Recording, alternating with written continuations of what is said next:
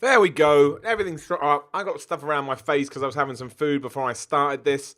Because today has been nuts. The whole week has been nuts. But that's all right. That's okay. Hello, everyone. Welcome. Hope everyone's doing well. Hope you're happy. Hope you're having lovely times in your lives. I'm going to put a video up on the Patreon anyway. But as you're here now, if you watch this, I'll let you know.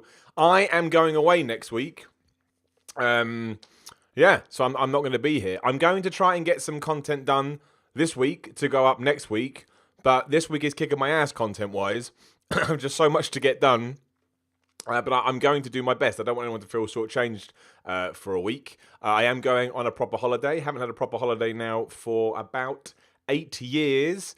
It's true as well. Probably longer. I don't take holidays. Mostly because, as sad as it may sound, I like doing this. I love it. It doesn't never feels like a. Sometimes it can be stressful, but I always feel very blessed and very lucky to do what I do. But as my girlfriend has said to me, is that she would like a holiday and she would like me to go, and I think that's fair, right? I think you have to compromise in these things, but hopefully everyone understands that, and that's cool. But yeah, I will try and get some content up. That is my plan. So at least, again, nobody will feel like I don't want them to feel shortchanged. That's my big thing.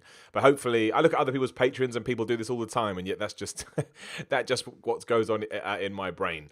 Let's just do it. Let's answer the questions. We've got a load this week. There's no point me to ramble on. We will just do it. Podcast in Stone, my man. What video game genre and game franchise have you spent the most playing? Are you excited for the Legend of Zelda Link's Awakening remake? Well, I'm absolutely excited about that. Again, before that Direct happened, that's the last game I thought would have been in there. But I love that game. Like, it's got nostalgic qualities written all over it for me. Because I remember first getting into video games and playing that on the Game Boy. And I like the way it looks. A lot of people had a problem with that, but I think the way it looks will appeal to kids. I know how that game plays, so adults will love it too. I can't wait. In terms of game franchises, I mean, it's not even my favourite game franchise, but it must be FIFA. Because FIFA is a game that when I just need to chill out for 10 minutes, I'll put on and I'll just play a game of FIFA. I'm not a massive FIFA fan, but I find it relaxing. Don't know why. And I've done that for around about 10 years. So I would guess if I sat down and sort of tallied everything up, it would be that. I mean, Oblivion, Elder Scrolls must come close because I put 301 hours into Oblivion, ridiculous, and I put another 100 hours into Fallout 3, and then I've burned myself out on Bethesda games. But have I played 400 hours worth of FIFA? Potentially, I guess. But I guess it would be one of those too. Video game genre is probably RPG. If we don't take it's 100% RPG. They're the games that I spend most of my time playing because I feel like they suck you in. But yeah, like. I don't know what it is with FIFA. It's just fun. It's just fun to kick a ball around. Sometimes I even put the difficulty right down, just score a bunch of goals. But I think the role-playing genre is the one I spent most of the time playing. Because that's the point, right? A good role-playing game immerses you, and it puts you in a role. And you can just escape, and that's my favourite thing to do in video games. It's why role-playing games are cool. Because it feels like you have been transported somewhere else, and that's what I think games do well. But yeah, can't wait for Legend of Zelda Link's Awakening. On the Switch too. And Tetris 99. Linda D. Hi Simon, I'm a big fan of your content, especially Rock Reacts. Very kind, Linda, thank you. What songs or artists have made it onto your personal playlist? Keep up the awesome work. Well, Linda, look, I'll just read it out to you. There's no point me trying to work out. So anyone that comes up here that's from Rock Reacts, I will shout them out. Ice Nine Kills, they're a metal band I never heard of, so that they got on there. Metro Boomin, Travis Scott, Savage, 21 Savage. There is some Dre on here. I'd heard Dre from Rock Reacts, but now I've got so much Dre and Eminem because, just reminded me. Joyner Lucas, didn't even know who that was before we started Rock Reacts. Lil Wayne is here. Obviously Eminem, we've mentioned him. Duckworth's on here. Remember Duckworth? He's badass. He's quite small as well. Kendrick Lamar, Tech Nine. Oh man, there's loads. Future, Kanye West. Like, it's great. My playlist now, Immortal Technique. My playlist now is just nothing like it used to be. Which is absolutely nuts. Sorry, my Skype's just gone crazy for one reason. Let me just stop this. Why are you going crazy, Skype? Anyway, yeah, it's just it's nuts how much I'm into it now. And like we did the Denzel Curry Bulls on Parade cover, and that to me was crazy. I would never have thought to listen to that. Like a cover from a guy I don't know, but like man, but I listened to it and it was brilliant. So, I mean, so many. I think if someone said pick your favorite, it would be Joyner Lucas. Don't know why. Just something about him that I've kind of tapped into, or there's something that he does. I do like what's it called, the trap rap, the brum brum brum, the kind of triplet things you do. I really enjoy that. Kendrick Lamar I appreciate, but I find him. You'll see we've got a Kendrick Lamar track going up soon. I find it's a really intense one, and I'm not quite there yet. But again, if you'd played that to me a year ago, I probably wouldn't know what the hell was going on. But yeah, when I'm in the gym these days, I never know what I'm going to be listening to. Sometimes 6ix9ine comes on and I just start laughing. So I'm like, who'd have thought a YouTube channel could have affected one of my greatest passions so much? I love music, and now I feel like it's grown a little bit. Even, Juice WRLD. I like Juice WRLD. Not like my favourite, but I think he writes good songs. I didn't know who Juice WRLD was a year ago. Madness. Jayworth Broken. Hey Simon, how you doing? I'm very good, thank you. How are you? I mean, really, are you in a good place? Dude, I'm always in a good place. Even when I'm down, I accept that it's just part of life and I pop back up because I'm just that kind of asshole. My next question is a political one. I hope you don't mind. Dude, as I said, you're allowed to ask anything you want on these. Anything. And if I don't want to answer it, I'll just tell you, but I'll always read the question. I must preface it by letting you know that I'm an American who has never left the country, and all I know about British culture I learned from Are You Being Served reruns. I like you already. So, what I'd like to know is, how do British people view Donald Trump? Do you see him as a shrewd businessman who raised himself up by his bootstraps and can lead the world economy to huge new heights, or as an overgrown Oompa Loompa with a complex who will build a wall around your mother's house and make her pay for it? Just curious. Well, from a British people point of view, it's more the latter than the former. I don't really know much about his business empire. I mean, everything I've ever heard about it is that all his money came from his father, but I don't know if that's true. I know that the rumours are, the stuff that's filtered down to me are, he got all his money from his dad, and obviously there's a big question mark over his taxes. But from a political point of view, in talking about British en masse, yes, I think a lot of it's not. Overgrown Oompa Loompa is funny, but I think it's just his policies on things such as immigration. You mentioned the wall, the kind of sweeping statements he uses for things like Mexicans. It's just problematic. And so I think if you did a survey of everyone in Britain, there'll be obviously people that support Trump, but I would imagine the majority would say they were against him. Me personally, no, I don't like him just because. Well, just of all the things that I've just said. I don't know how he's affecting America from an economical standpoint. I mean, I read things, but that's different, as I totally understand when you're on the ground. But it's difficult to get behind anybody that does seem to have a bigotry. He comes across like a bigot to me, and he does come across like a racist. That's just my personal opinion. I know lots of people agree, but the reason I speak like this is because I know a lot of people don't agree. For example, the actor Kelsey Grammer, who played Frasier, came out recently and said he supported Donald Trump, and I will always respect that. Like, when it comes to politics, it's the way that I view everything in my life. If I don't want someone to look at me and crap over my opinion, then I don't feel like I can crap over anybody else's. Doesn't mean I have to agree with them, but I'm not going to get on my soapbox and start saying, oh, you fucking idiot. No. So, would I have voted for Donald Trump? No. Do I find some of his policies questionable and worrying? Yes. Yes, I do. And talking of politics, it's the same with me personally right now in the Labour Party as a Jewish person.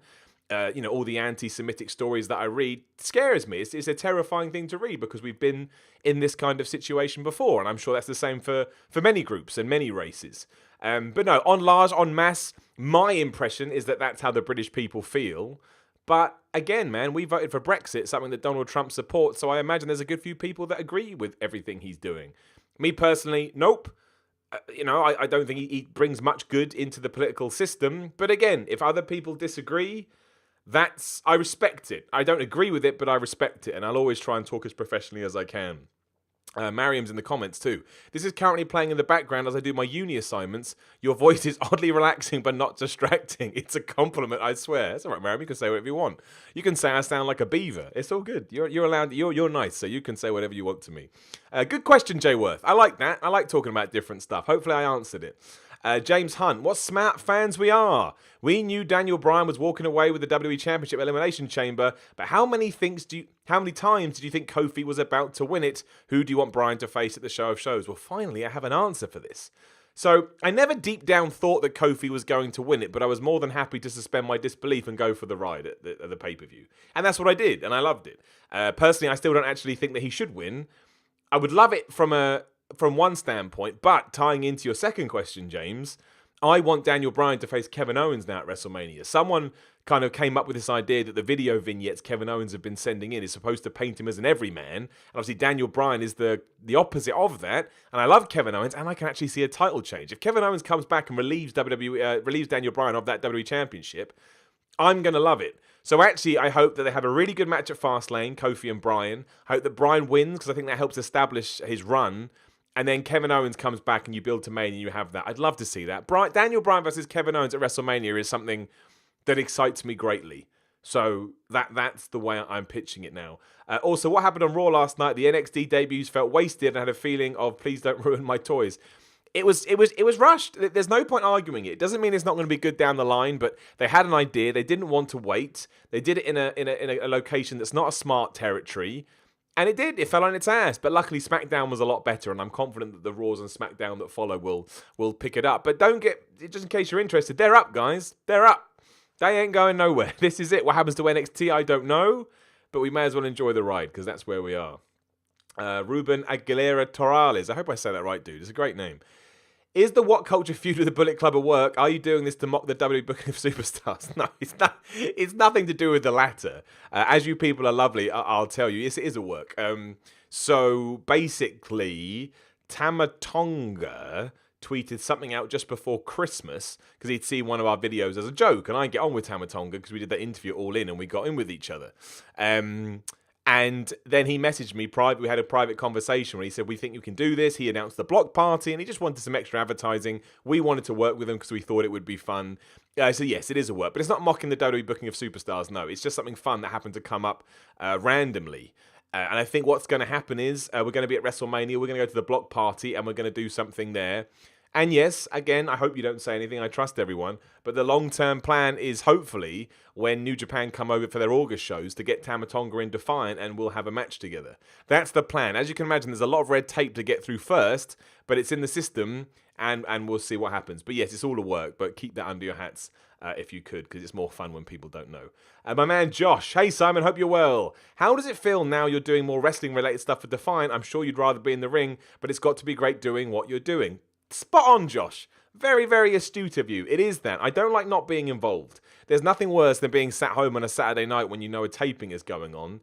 And very nicely, they offered me the GM assistant position. I love Prince and me, and we've always got on. And also, if you know my career, I don't mind playing the fool on YouTube. So I thought this will be fun. But it is sad for me, because when you're there, you want to be involved in a match, especially because sometimes I perform in front of crowds. I don't mean this arrogantly, but sometimes I'm very lucky enough to perform in front of a YouTube-centric crowd, and they'll give me a good reaction and it's fun. But when I don't, the only way I can get over is by wrestling. I need to get better at that too, obviously, with more experience, and I can't do that right now. So it is a double-edged sword. I don't want to not be involved, but also I want to be getting better and proving to people I can do this. But yes, even if I could never wrestle again, I'd still want to be involved. So it has been fun. But fingers crossed for soon. I do miss it. Where does Kevin Owens fit in when he's back? I think he should bring the prize fighter gimmick back. I also think he'll face Balor for the Intercontinental title at some point. I'd be all right with that too. But again, I wanted to go big. I wanted to go after the W title at WrestleMania. I think I'm probably forgetting how they book Kevin Owens in WWE. But hopefully the AEW stuff has shifted things around a bit. With just the titles alone, I think we have 10 matches for Mania. How many do you think we'll have? We might need an ups and downs part 1 and 2. It is going to be long. The Rumble was so long this year. This will be longer. So you're going to get women's SmackDown title, women's Raw title, 2 men's, that's 4, 3 tag teams with the women. I mean, it'd probably be pre-show, but Cruiserweight Championship. Yep, US Intercontinental title. You're right, 10. And then probably something with John Cena. I'd say 14 matches would be my guess. Preposterous. It's going to be 8 hours long. Was the NXT start on Raw more of an advertisement than a move up for them? Nah, as far as I know, man, it's real. That's cemented. They're not going anywhere. They've got WrestleMania plans already. They may even finish the Gargano-Ciampa feud on Raw or SmackDown at a pay-per-view. That's the rumors. I can't see them getting rid of them now. It's crazy. The whole thing is nuts. But we'll see. I've always been wrong. I have been wrong before. Random darker question, this one. Oh, there we go. Me and my friend were talking about what happens when we die and just wondered what you think happens and what the Jewish religion believes happens. Well, there's different sects of the Jewish religion. You have Reform, Orthodox, and Liberal. The names kind of worked out. I fall in the Reform. And the Jewish faith kind of teaches what many do. We don't believe in a hell, or at least Reform Judaism doesn't believe in a hell, but we do believe in a heaven. So, if you live a good life and you do well, you go to heaven. And that's what I believe. I have a very, very strong spiritual side. I know in 2019, a lot of people roll their eyes at that. But again, we talked about the political stuff. We'll talk about the spiritual, religious stuff too. That's okay. Like, you don't have to believe what I believe, and I don't have to believe what you believe, but I'll respect it. But I know during hard times in my life, some of which, I've had to air on these Patreon stuff, because, if you've been a patron a long time, some of the stuff I went back a few years ago when it came to relationships and what's not. And it hit me hard. It was really difficult to process, but in those moments and in other times where, again, things have been tough, I've always fallen back on the spiritual side, and it helps me.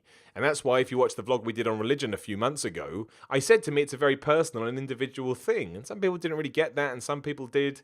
But that's the kind of Jewish, at least the sect that I'm in. That's what they believe. And yeah, overall, that's what I believe too. And I've got no qualms in talking about it, admitting it. Again, I know people roll their eyes, but that's cool, man. That's cool. That's what makes us individuals. And I'm never going to go out preaching. I'm never going to go out trying to convince people to see it my way, because I don't think that's the right path someone should take to get to that point either. My parents, they brought me up Jewish, but when I was 16, maybe even younger, I think it was 16, they essentially said, okay, we've now shown you one way, it's your choice. And it's difficult for me to say that doesn't work, because my parents have 3 kids, and it goes like this. Older brother couldn't be more against it if he tried. Middle brother, that's me, or middle son, I should say, that's me. Well into it, like I say. Massive spiritual religious science, believe in heaven, believe in all of that. Sister somewhere in the middle. So it's like, you can't say it didn't work a little bit, because it did.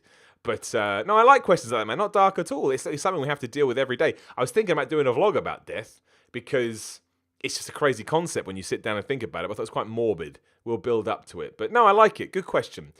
Stan Knuppelgut, my man Stan, podcast hero. 2 questions. As I sit here watching SmackDown, it hit me, and I wonder if you agree. Samoa Joe is the Braun Strowman of SmackDown. He talks a good game, looks good at the lead up to a title match, and should have had the trigger pulled a while ago. I totally agree. Do you think if they flip brands for them and run them like they should, it would fix them? Also, more of a statement, bring up Rhea Ripley, send down Nia. Much love, man. I tell you, man, I hadn't seen much of Rhea Ripley just because it's so hard to keep up with everything nowadays, especially NXT UK, which I'm so far behind on. I thought her showing at the Rumble was great. There was something about her straight away that I latched onto. I totally agree about Samoa Joe too. I don't get why WWE doesn't like Samoa Joe. I mean, he is Braun Strowman, which is weird because Braun Strowman was super hot at one point too. But, people still chant Joe. The best thing is, people still buy Joe as a badass, unlike, apart from the fact, like you say, Stan, he never actually gets the job done, but people buy into it. And that's what I don't understand. But switching them would not be the worst idea in the world, but I can't see them putting Braun on SmackDown, because I think they still see it as the B brand. Maybe when October comes around and we move to Fox, that will change. But no, I don't get it. Samoa Joe is never going to be the person I want him to be in WWE. He's so good, and he's always going to be that guy that comes this close, but doesn't really go any further. And that makes me sad. My man Ruben is back. One more question. I see plenty of people complain because they don't see championships being defended or featuring in some shows, and that made me think a little. I think it would be better for everyone if we don't have that many title defenses on pay-per-views, because it can oversaturate them and can also lead to overexposure. Without mentioning that, them together with the mid-card matches are the ones who make the pay-per-view so damn long. What do you think about that? Should we really defend every championship every month, or should we have pauses? We should have pauses, and that's another reason I'd rather we just had one set of belts per division, because then, for that very reason, it would shorten the pay-per-views, but also, I'm just getting more questions up, also, it would just make the belts feel more important. So yes, and I didn't mind not seeing the Universal Championship, not defended on this past pay-per-view. Same with the excuse me, I was more annoyed about the SmackDown Women's Championship because that ties into everything to do with Asuka. But it's never a problem. They never defend. Who even is the US champion anymore? R-Truth. No, he hasn't been on TV. Where is R-Truth? I think we've just summed up your point, Ruben. I agree. My man Jason, what are your thoughts on Activision laying off 700 employees even after they reported record revenue profits to their shareholders? All the money doesn't seem to be enough for the AAA gaming industry. I think it's terrible. I think that if you've just... Look, at the end of the day, you're a company and you can do whatever you want. I understand that's business, but there is something very immoral in my head to posting profits like that and then saying you need to get rid of people because you're only getting rid of them. Well, I don't even know why. And maybe you think they're surplus to requirements, and again, you're perfectly within your rights to do it. But it's not a good look. Especially because if you think you have too many employees, well, you hired them. So that's just a bad business mistake all around. But it sucks. I never want anyone to lose their job. I never want any business to go, any company to go out of business. And I just hope that they find jobs, especially because I think some of them have been there a damn long time. But hopefully that means they got good redundancy packages. But yeah, the AAA gaming industry doesn't make sense. You either have to plow millions in or you become an indie game. There's no in between anymore. And that sucks. Menely Murchison. Hi, Simon. I recently started watching your Rock Reacts videos and was wondering how you started as a YouTube content creator and what you did for work in your previous life besides working at the cinema. Well listened, Menely. I like that. Look, I wanted to do YouTube content before YouTube was a big thing. I used to work on a magazine called X360 down at Imagine Publishing in Bournemouth, and we used to have a DVD. And that DVD was just full of game trailers. And I said, look, we should start commentating over these trailers because everybody can watch the trailers. So that's what we used to do. And as YouTube was in its infancy, I was like, can we not just ditch the DVD and put it on YouTube? And I was told by my superiors there was no way we could do that because we'd have to bring the price of the magazine down, which always annoyed me because that was even before PewDiePie was a thing. And I'm not saying it would have blown up, but I would have felt better knowing that at least I tried. So I begged them to let me do video content, which they did. There's still some stuff out there. It's not very good, but I went to some launch events and I took a camera to a Microsoft press event I was invited to, but they were never really going to get behind it. One video did quite well on YouTube. I think it's about 10,000 hits. Not massive, but it done better than most of their video stuff. It was an interview with Pete Hines from Bethesda. And I was told, okay, well, how can you get that many hits on the website? And I was like, I can't out YouTube, but you use it to drive people back to the site. And they told me that wasn't good enough. So I wanted to get into YouTube stuff. So that's one of the reasons I left. And then eventually, after a very long slog, I found myself working at Video Gamer, who had quite a decent YouTube presence. And that's one of the reasons I joined the company, because I finally wanted to get that done. So yeah, it was at Video Gamer. Again, you can go to the Video Game YouTube channel and you can see me evolve from awful host to not bad. Like some of the videos I find unwatchable. And that's where I kind of, perfected, well, not perfected, but that's where I can't think of the right word, but I got my experience, I guess, as you said. So that's really where I would say that it started. And yes, I just tried everything. I threw everything at the wall, created a somewhat successful series as The Miller Report, which was where I created an alter ego, basically turned it into a wrestling storyline. And then from there, I loved YouTube so much, I would just throw everything at the wall. So I've got my own channel, as you know, where that's my nonsense stuff. I was lucky that the What Culture opportunity came up and I had the experience in the portfolio from Video Gamer to show them, look, I can do this. And Rock Reacts is one of those crazy things where I just said to my mate John, let's just start a fun YouTube channel and we'll see what happens. I think my goal was 50,000 in the first sort of year and a half, just as a mental goal. And now it's on like 225,000 subscribers. I mean, riddled with copyright claims.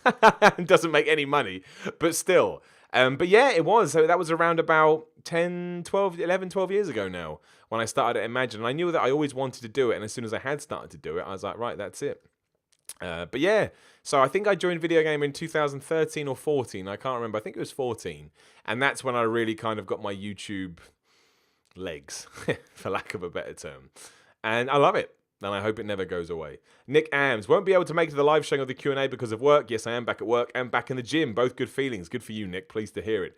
Question of the week is a simple one. How have you been? Is there anything you're looking forward to in the coming days or weeks? You always ask all of us how we are, so I figured it'd be nice asking you. You're all lovely human beings. I just want to say that. What a nice question. What a nice question to ask. I'm good. The only thing that gets me down these days, you'll be unsurprised to hear, is my shoulder. Because I can't train on it properly. I can train, but when it comes to chest and push exercises, I have to work around it, which I find mentally straining. But hey-ho, that's otherwise, if I could be back in wrestling right now, things would be ticking over. I think it would be ticking over quite well. I'm quite excited about WrestleMania season because things will pick back up with the wrestling landscape. But yeah, things are all good with me. My shoulder is my big thing. Sometimes it knocks me down, but again, dust myself off, pick myself back up. But yeah, I'm good. Thanks for asking, man. And I'm glad you are too. That was nice. Daniel Bishop Petrick. Is it me or is WWE doing more commercial ads now than ever? Talk over ads, split screen ads, commercials every 8 minutes. It's distracting and makes me want to watch ups and downs more than Raw. Damn right. In a 10-minute span on SmackDown last night, the entire thing was done behind commercials. And 4 minutes after the commercial, There was more commercials.